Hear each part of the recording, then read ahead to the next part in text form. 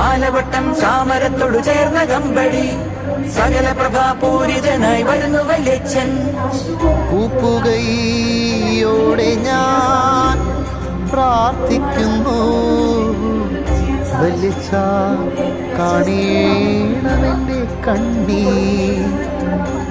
സർപ്പദോഷമേറ്റിടാതെ രോഗമൊന്നു മലട്ടിയിടാതെ തുണയാകണമെൻ്റെ വല്യച്ഛ.